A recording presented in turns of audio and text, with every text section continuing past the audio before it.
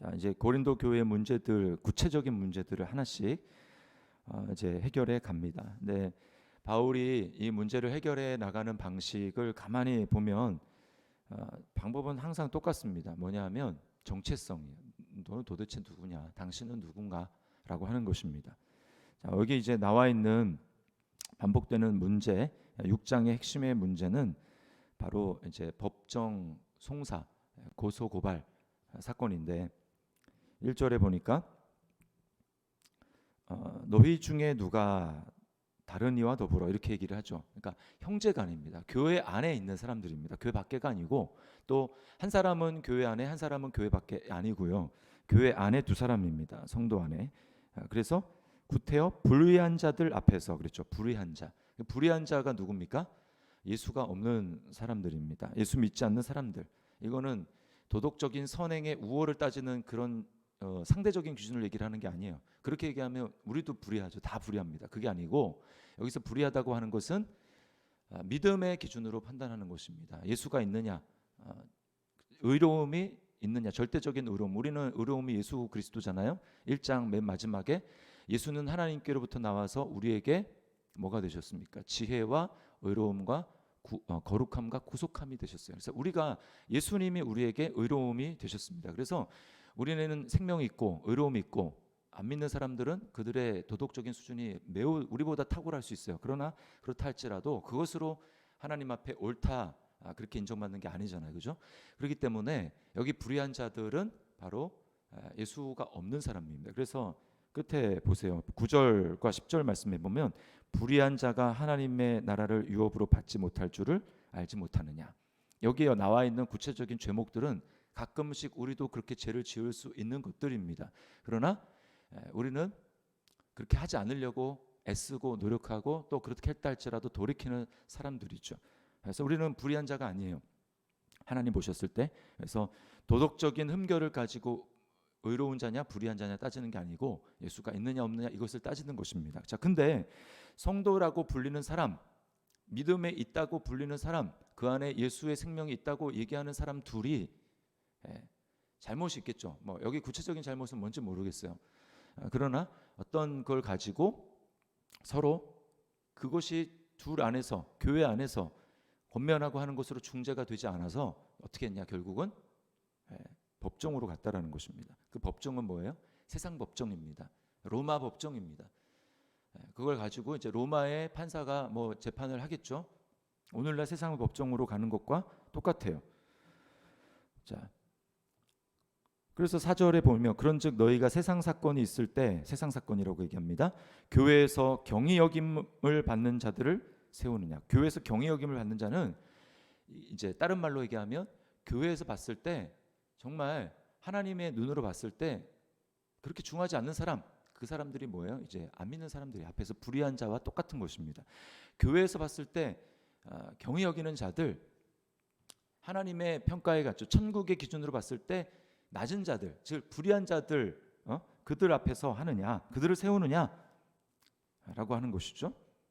그러면서 5절에 뭐라고 합니까? 내가 너희를 부끄럽게 하려 하여 이 말을 한다. 너희 가운데 지혜 있는 자가 이같이 없느냐?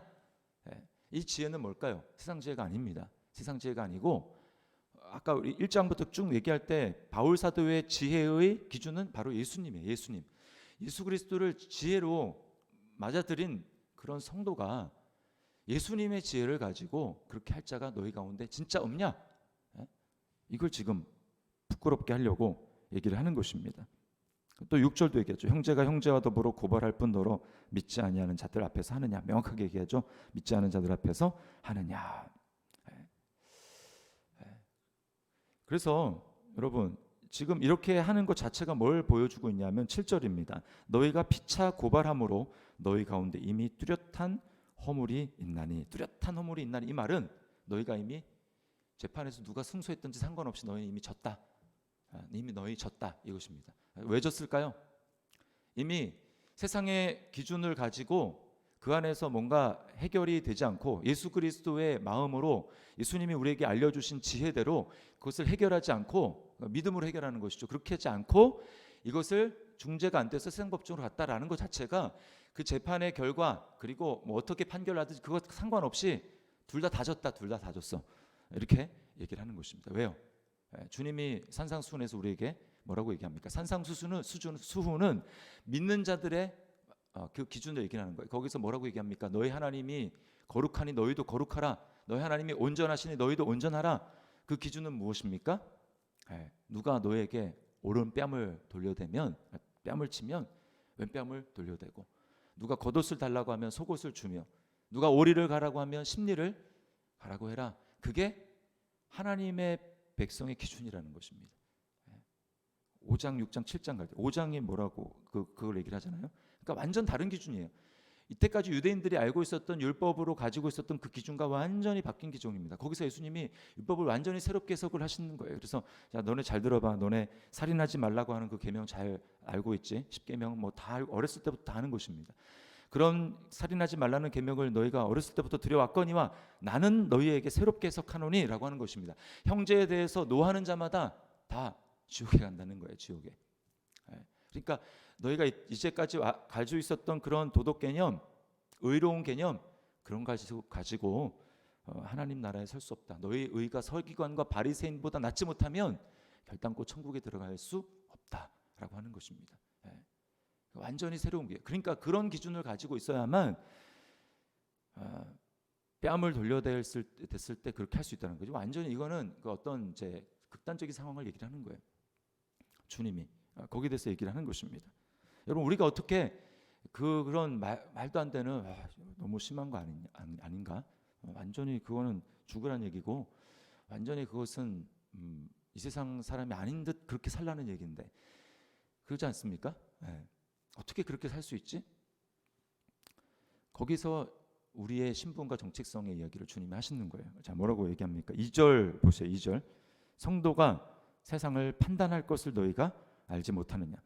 세상도 너희에게 판단을 받겠거든. 지극히 작은 일 판단하기를 감당하지 못하겠느냐? 여기 판단하는 말은 재판한다라는 것입니다. 재판. 그러니까 우리는 재판을 세상 법정에서 받을 존재가 아니고, 우리가 세상을 심판할, 재판을 할 자들이라는 거예요. 또 3절 보십시오. 우리가 천사를 판단할 것은 너희가 알지 못하느냐? 그러하거든 하물며 세상 일이랴. 천사. 천사 중에 두 종류가 있죠. 선한 천사가 있고 악한 천사가 있습니다. 선한 천사는 심판받지 않겠죠. 악한 천사, 마귀편에 섰던 마귀를 비롯해서 그런 악한 천사들이 마지막 날 심판받습니다. 그때 우리도 심판하는 거예요. 왜요? 우리는 예수 믿어서 어떤 존재가 됐습니까? 심판을 받을 존재에서 심판을 할 자, 그리고 마귀의 자녀에서 하나님의 자녀, 그리고 왕 같은 제사장. 왕 같은 제사장이란 말은 왕도 되고 제사장도 된다라는 것입니다. 그러니까 우리가 왕이죠. 왕. 예수 그리스도의 신부. 예수님이 심판하시는데 신부는 심판을 받겠습니까?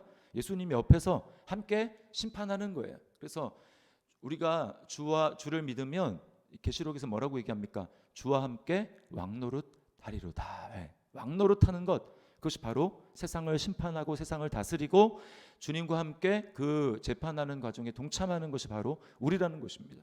그런 영혼의 시각, 믿음의 시각을 갖지 못하고 지금 잠깐 어떤 큰 일일 수도 있겠죠.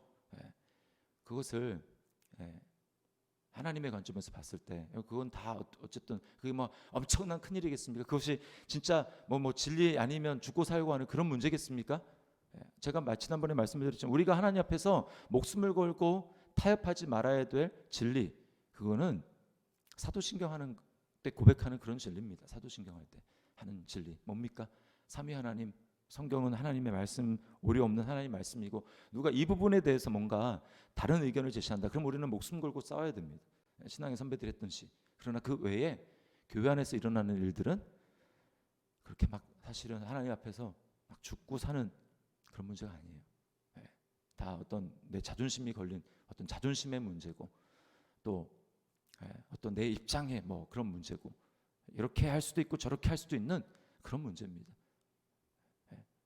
100% 완전히 판결 당신 무조건 옳소 이렇게 할 일이 거의 없어요. 그렇게 한다면 우리가 어떻게 해야 되겠냐는 것입니다. 어떻게? 자, 11절 말씀해 보면 너희 중에 이와 같은 자들이 있더니 너희 중에 이와 같은 자들이 있더니 뭐예요? 우리도 옛날에는 다 그런 사람들이었다라는 것입니다. 그러나 지금은 무엇입니까? 주 예수 그리스도의 이름과 우리 하나님의 성령 안에서 씻음과 거룩함과 의롭다 하심을 받았느니라. 네. 우리는 지금 너희는 완전히 지금 새로운 존재가 되었다. 그러므로 새로운 기준과 새로운 판단과 새로운 가치관과 그것을 가지고 봐야 된다. 이게 바로 믿음으로 사는 삶이라는 거예요. 우리가 이번 주 외울 암송 말씀이 뭡니까? 내가 그리스도와 함께 십자가에 못 박혔나니 그런즉 이제는 내가 사는 것이 아니요. 이 말은 그런즉 이제는 내가 이전에 옳다고 생각했던 그런 가치관대로 살아가는 게 아니요. 또는 그런즉 이제는 내가 세상이 얘기하는 그런 가치관대로 살아가는 것이 아니요. 오직 내 안에 그리스도께서 사시는 것이라. 그 말은 이제는 그리스도의 말씀이 나의 참된 법이요, 그리스도의 말씀이 나의 참된 가치관이요, 그리스도의 말씀이 나의 유일한 법이요. 그래서 법이요, 세상 법이요. 그렇게 우리 교회는 그런 것이 아닙니다. 정말 만약에 그 분이 만약에 그게 굴복이 안 된다, 이렇게 권면했는데 굴복이 안 된다, 그러면 둘 중에 하나입니다. 그분이 지금 완전히 지금 다른 영에 지금 사로잡혀 있거나 아니면 거듭나지 않았거나 둘 중에 하나입니다.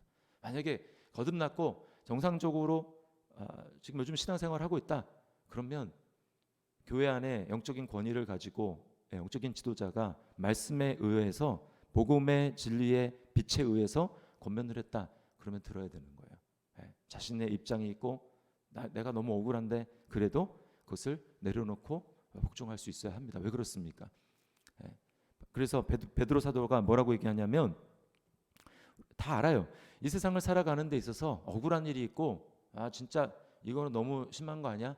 이건 진짜 애매한데? 라고 생각하는 애매한 아주 모호한 그런 고난 당할 일이 있다라는 것입니다.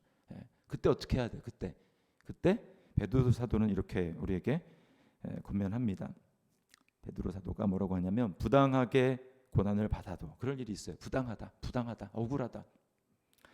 하나님을 생각함으로 슬픔을 참으면 이는 아름다우나. 누구 앞에 아름다운 거? 세상 사람들 봤을 때 어리석다고 얘기합니다. 멍청하다. 야, 너는 배알도 없냐? 너는 그렇게 할 줄도 모르냐? 이렇게 얘기해요. 세상 사람들은 그렇게 생각하지 않습니다. 그리고 육신에 속한 자들은 그렇게 생각하지 않습니다. 그러나 아름답다라는 건 뭐예요? 하나님의 기준에서 하나님 봤을 때 아름다우나. 죄가 있어 매를 맞고 참으면 무슨 칭찬이 있으리요? 하나님이 어떻게 칭찬하겠냐는 것입니다. 그러나 선을 행함으로 고난을 받고 참으면 이는 하나님 앞에 아름다우니라. 이를 위하여 너희가 부르심을 받았대요. 그러니까 부당한 일을 당했는데도 참고 예수님 하나님을 참고 그것을 받아들이는 것, 이것이 여러분 십자가를 진다라는 게 막 추상적인 개념이 아닙니다. 구체적으로 들어가면 이런 일이라는 거예요. 성도 서로 간에 서로 다툴 일이 있고 내가 분명히 잘했는데 저 사람 잘못했는데 그런 일이 있는데도 불구하고 애매하고 부당한 일이라 할지라도 그때 참는 것, 주님을 생각하며 참는 거예요. 이를 위하여 너희가 부르심을 받았다라는 것입니다.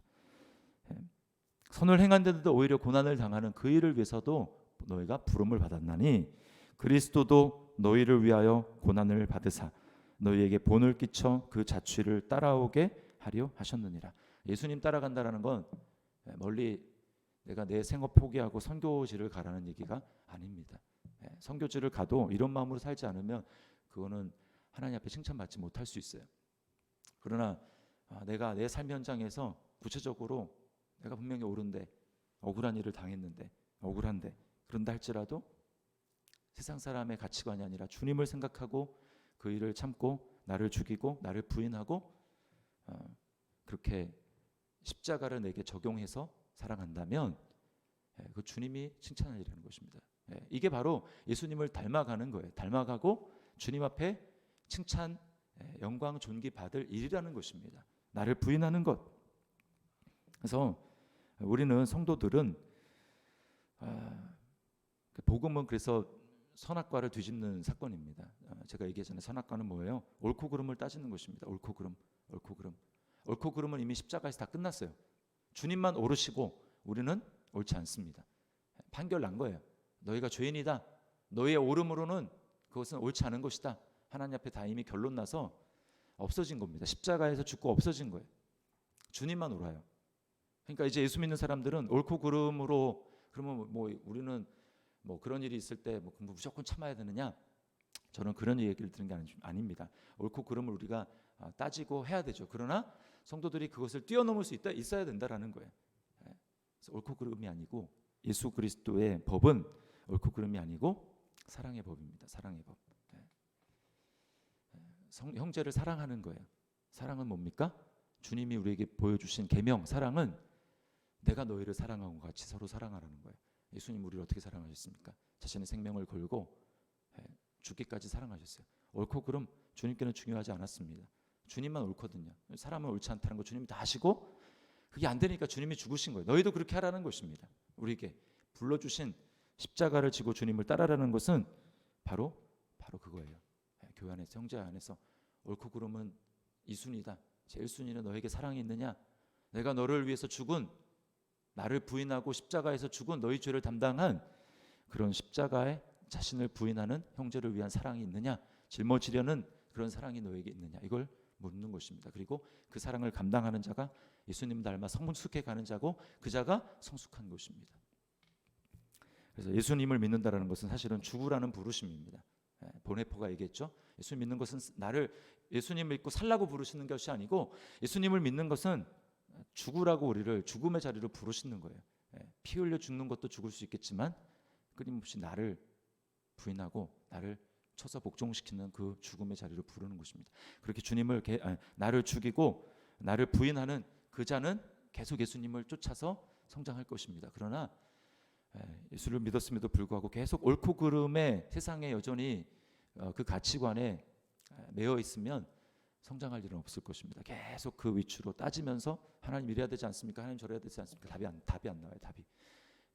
그것은 이미 옳고 그름의 문제는 십자가에서 끝났습니다. 우리는 옳고 그름을 뛰어넘는 자들입니다. 옳고 그름을 판단하지 말아라, 그 말이 아니고, 가장 최고의 가치는 나를 부인하고 예수님을 따라가는 거예요. 사랑의 원리입니다. 사랑의 원리는 옳고 그름을 초월합니다.